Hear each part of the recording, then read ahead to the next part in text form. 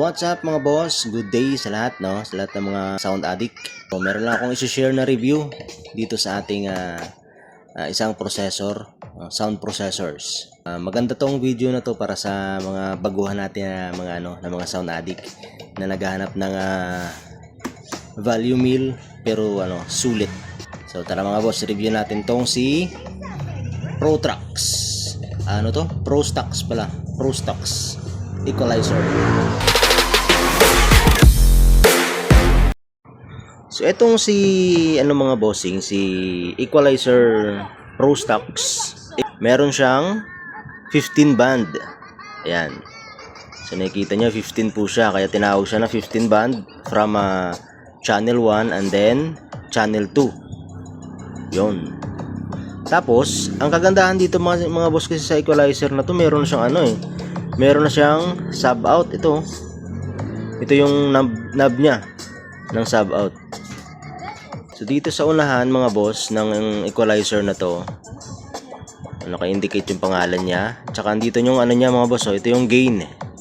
Gain ng equalizer niya. So meron siyang negative 12 dB at positive 12 dB. So ayan ito yung gain ng niya ng channel 1. Tsaka meron siyang low cut tsaka bypass. Pakinggan niyo mga boss, Ganda ng niya, tunog niya. Nga pala mga boss, isa itong original to na equalizer na ni ProStax. Yan, tapos dito yung lights niya, indicator lights niya.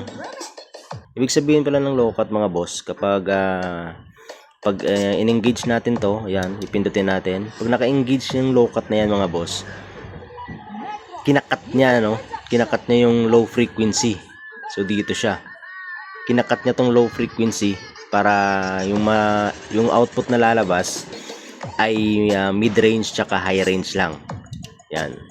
Tsaka ito namang bypass naman, pag naka-engage to, halimbawa yan, ibig sabihin yan, binabypass mo or hindi mo pinapagana yung function nito ng channel 1. Halimbawa, may amplifier ka at nakakonect to yung equalizer mo. Pag pinindot mo tong bypass mga boss, ito. Yan. Pag pinindot natin yung bypass na yan, tutunog yung amplifier pero hindi siya gumagana itong equalizer. So yun ibig sabihin ng bypass yan. Tsaka iilaw to. Ito may mga lights siya. Iilaw yan pag pinipindot natin. Tapos, same lang yan sa channel 2 mga boss. Dito sa channel 2, ganun din. Meron siyang low cut, tsaka bypass. At ito rin yung gain niya mga boss. Andito naman, ito yung knob ng ating crossover. O sub out. Yan. So, meron siyang 50 Hz to 250 Hz. Tapos, ito yung niya. Ito yung parang volume niya. So 0 to 10. Yan, ganda ng ganda ng equalizer kasi may sub out siya. So punta tayo sa likod mga boss. Ay pala, bago pala tayo pumunta sa likod, ito yung date kung kailan siya binili. December 12, 2024. So 1 year may get. Made from JBS. Yan, punta tayo sa likod mga bossing. Dito sa likod, ayan, nakikita natin as usual sa likod ng isang equalizer. Ito meron siyang input. Merong input channel 1 at input channel 2. Tsaka output channel 2, output channel 1. Yan, pwede siya sa XLR mga boss. Pwede rin siya sa PL. Yan.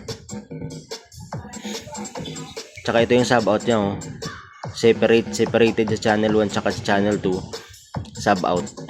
Ito yung kanina sa harap mga boss, yung knob. So ito siya, sub out. Ganon din sa channel 2, meron siyang XLR and then PL connection.